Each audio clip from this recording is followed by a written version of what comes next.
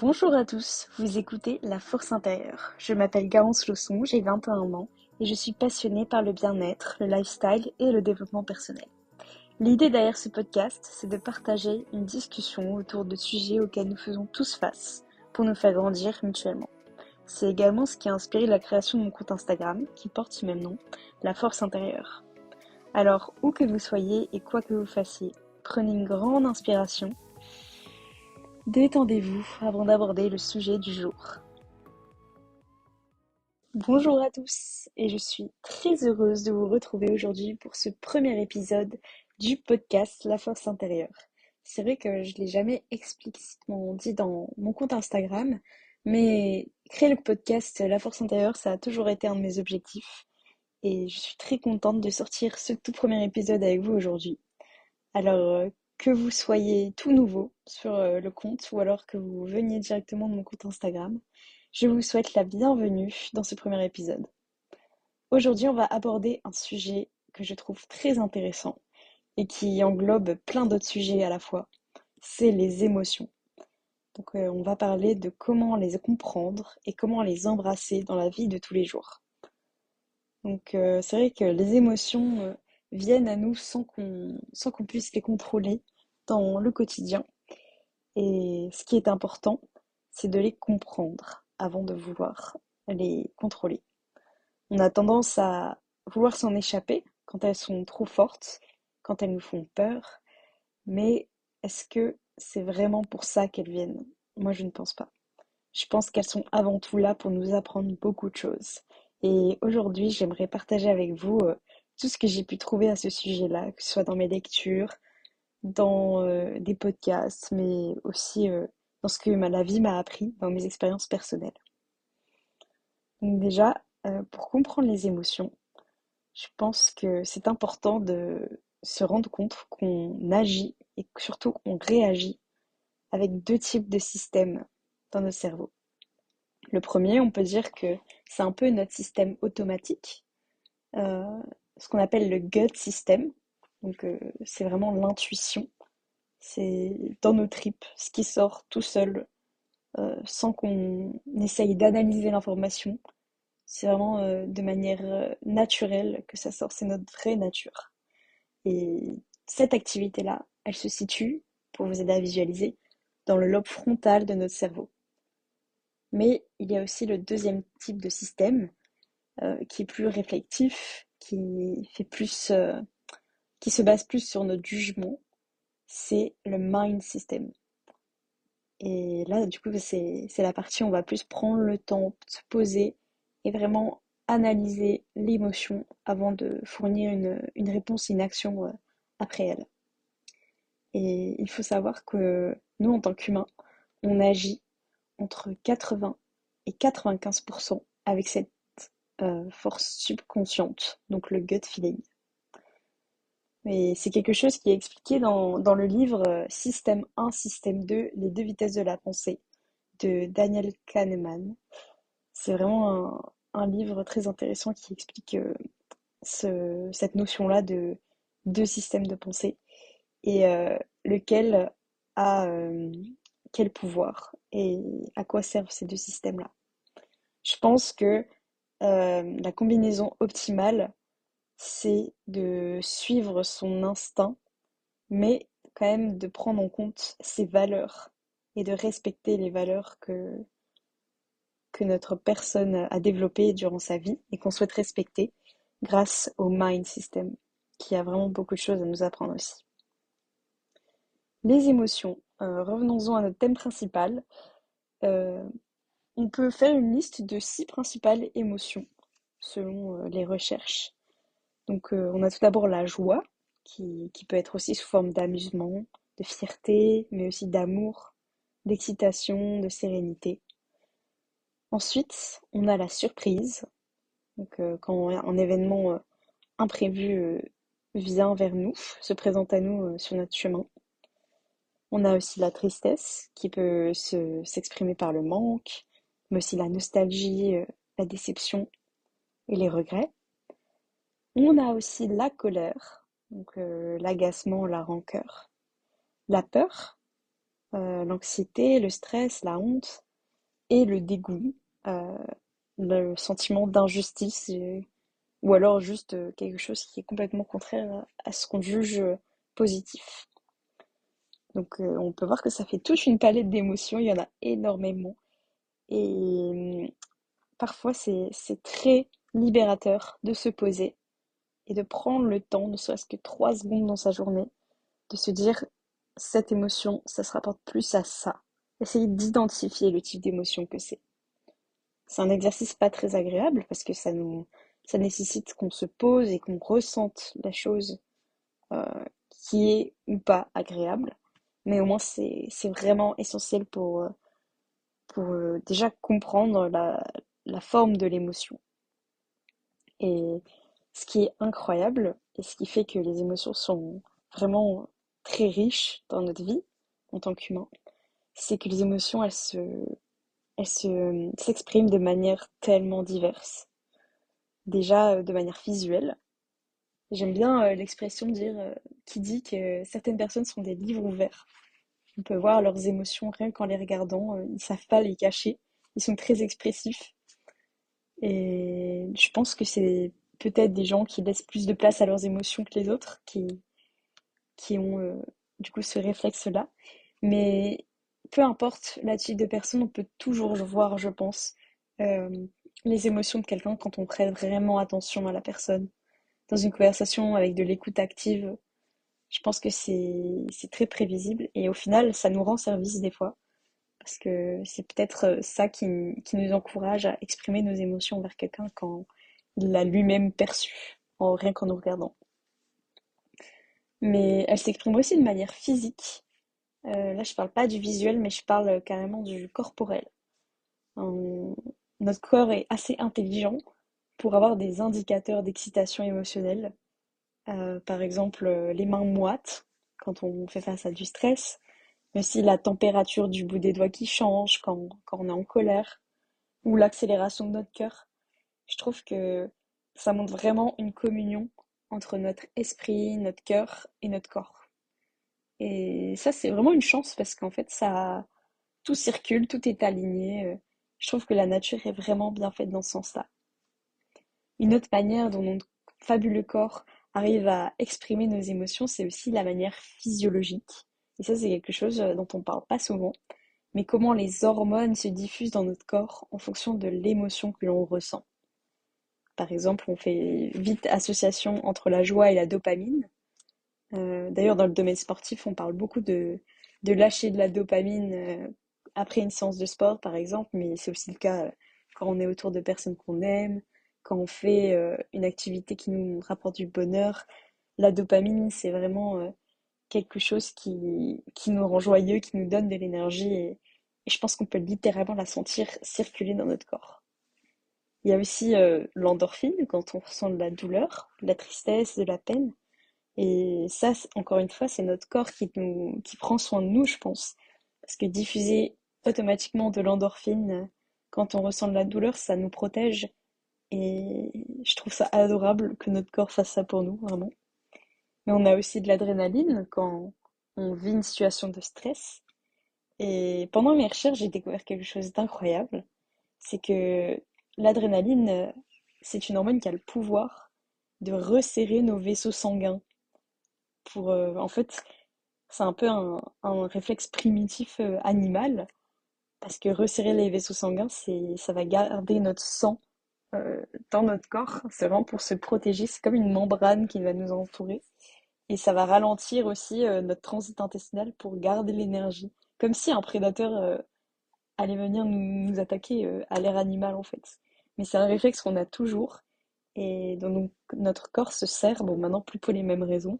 C'est plus pour le stress quotidien, les petits tracas, tout ça. Mais c'est quand même quelque chose d'incroyable.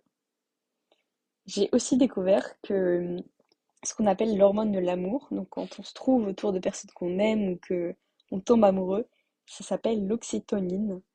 Et du coup, ça montre aussi un grand panel des hormones pour, euh, pour notre corps lié à nos émotions, encore une fois.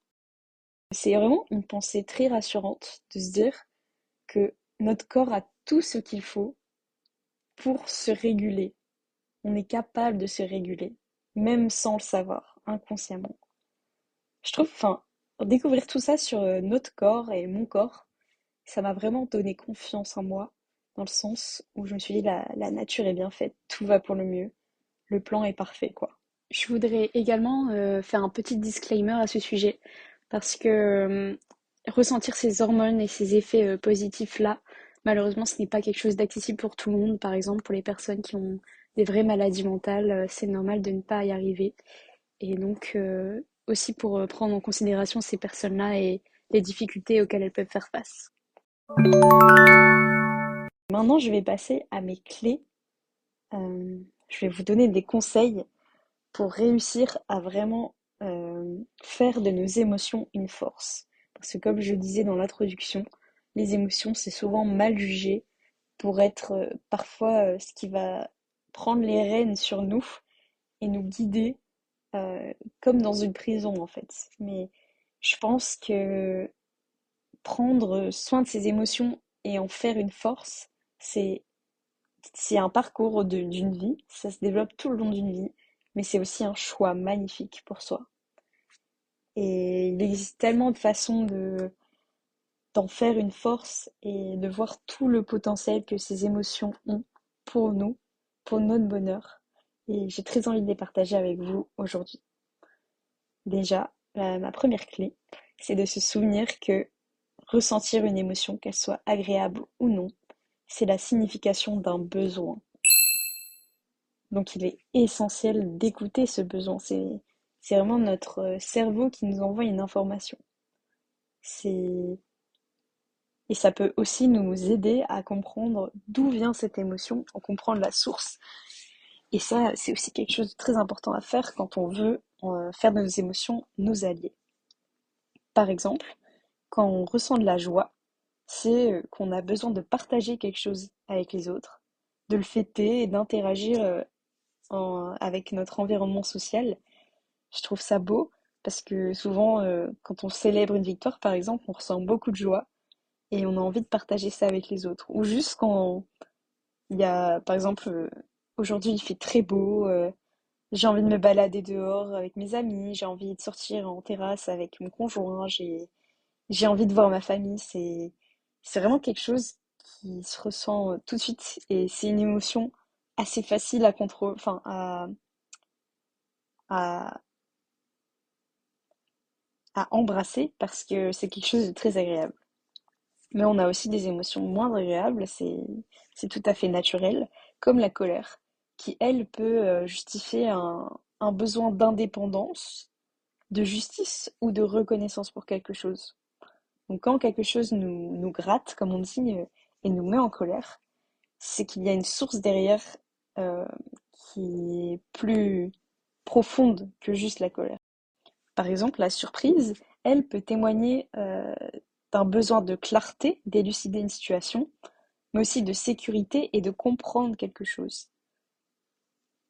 On a tous, c'est dans la nature humaine de vouloir se sentir rassuré, de vouloir connaître parce que l'inconnu nous fait peur.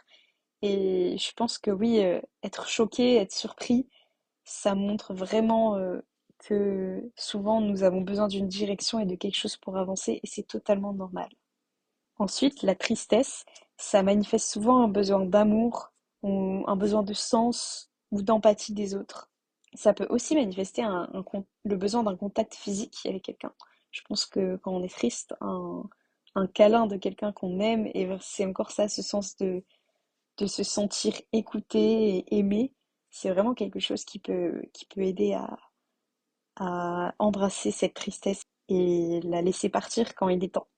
Et enfin, la peur et le dégoût, ça manifeste un besoin de calme et d'être rassuré, de sécurité, encore une fois, parce que la vie est majoritairement faite d'inconnus. Et c'est quelque chose de beau, mais sur le coup, c'est quelque chose qui peut faire peur, c'est totalement normal. Une fois qu'on a compris ce que une émotion veut nous dire, c'est beaucoup plus simple de la gérer et d'y répondre avec le besoin qu'on exprime. Et un petit outil qu'on peut utiliser au quotidien pour mettre en pratique ce conseil, cette clé, c'est le tableau des émotions que vous pouvez retrouver sur le site One to Free Kid. Ça va vous permettre en fait d'associer chaque émotion avec le besoin auquel elle fait référence. Et enfin, ce qui est important, c'est que si une émotion concerne une autre personne, il faut l'exprimer. Et ça peut se faire avec la communication qui est, je pense, la clé de toutes les relations humaines, que ce soit romantique, amicale, familiale. La communication, c'est tellement bien et le faire de façon non violente, ça évite tellement de soucis. Si je dois résumer cette première clé, c'est donc de se rendre compte que chaque émotion témoigne d'un besoin, d'écouter ce besoin, d'en comprendre la source et d'exprimer ce besoin aux autres avec une communication non violente. Maintenant, passons à la deuxième clé de ce podcast, comment gérer ses émotions. Et c'est la pratique de la pleine conscience. Alors, qu'est-ce que c'est la pleine conscience? C'est un terme qu'on entend beaucoup en développement personnel et en bien-être, sans vraiment savoir ce que c'est. Être en pleine conscience avec soi-même, c'est se retrouver dans l'instant présent, plutôt que de revivre le passé ou d'anticiper un futur. Alors c'est facile à dire parce que souvent ce sont des pensées qui viennent nous embrumer le cerveau, mais comment se retrouver dans l'instant présent? Ça peut se faire par la respiration, en étant conscient de comment on respire, reprendre le contrôle, ralentir nos respirations, mais aussi être conscient de comment notre corps se trouve dans l'espace, comment on se sent, quelles sensations je peux sentir dans mes jambes, dans mes bras, dans mon cœur, dans ma tête. Ça peut même être le lieu, où est-ce que je suis, avec qui, comment je me sens, qu'est-ce que je peux voir, qu'est-ce que je peux sentir, qu'est-ce que je peux entendre. Toutes ces choses peuvent nous servir de point d'ancrage, grâce auquel on peut lâcher prise, essayer de se concentrer sur autre chose et de se reconnecter à notre réalité. Pour vous donner un exemple de ma vie de tous les jours, dans lequel je pratique la pleine conscience, c'est quelque chose que j'ai pu observer dans la course à pied.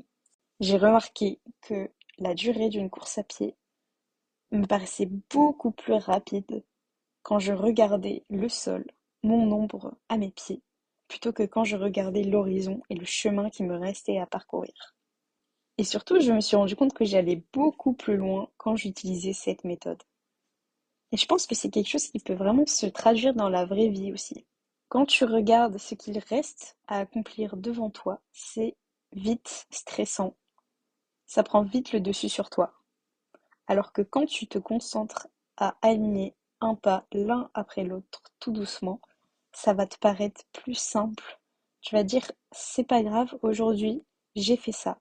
Il me reste ça, certes, mais je vais y arriver, je vais prendre le temps. C'est pas le souci, parce qu'aujourd'hui, je fais ça. En ce moment, je fais ça, et ça va. Et ça, c'est quelque chose qui m'aide beaucoup à reprendre le contrôle sur mon esprit.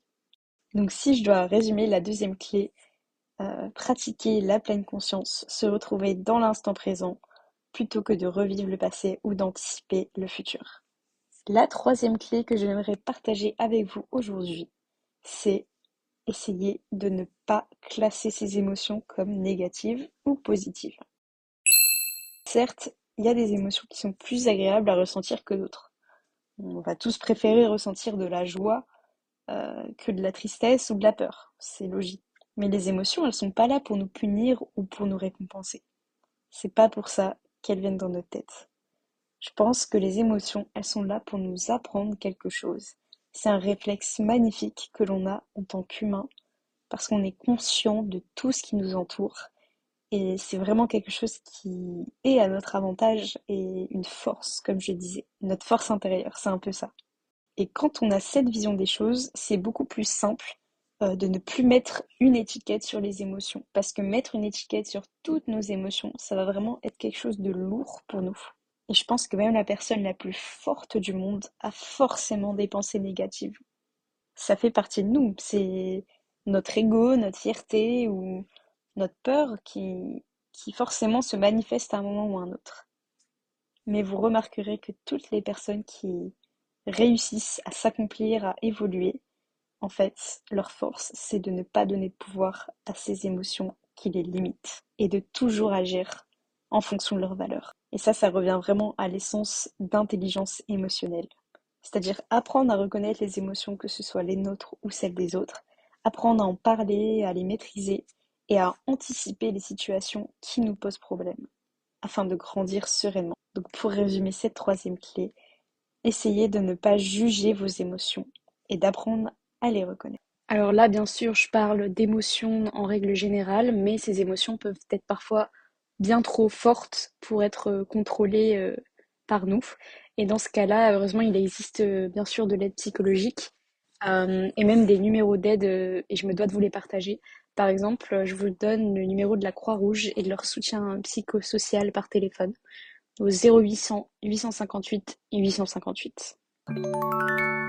Le podcast d'aujourd'hui touche à sa fin, mais avant ça, si vous voulez aller un petit peu plus loin dans le sujet des émotions, j'ai quelques références à vous partager.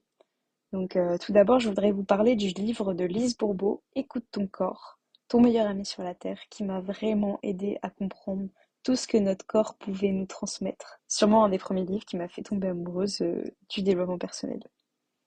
Un autre livre que j'ai lu plus récemment, mais qui est aussi très enrichissant, c'est Kilomètre Zéro de Maud Ankawa. J'ai aussi trouvé pas mal d'informations dans ce podcast, dans les articles Ça m'intéresse, que vous pouvez trouver sur Internet. Si jamais vous aimez le format de podcast, je vous recommande aussi le podcast Ces questions que tout le monde se pose de Maud Ankawa, l'autrice de Kilomètre Zéro. Et enfin, je vous citerai aussi Système 1, Système 2, les deux vitesses de la pensée de Daniel Kahneman. Je vous remercie vraiment d'avoir écouté ce podcast. C'était un plaisir de partager tout ça avec vous. J'espère que ça vous aura appris beaucoup de choses, que ça vous aura fait passer un bon moment. Je suis très excitée à l'idée d'avoir vos retours, vos opinions, vos suggestions à propos de cet épisode. Alors n'hésitez pas à me partager votre avis et vos idées dans les commentaires. Et je vous retrouve très vite pour un nouvel épisode de La Force intérieure. Merci de votre écoute et à très bientôt.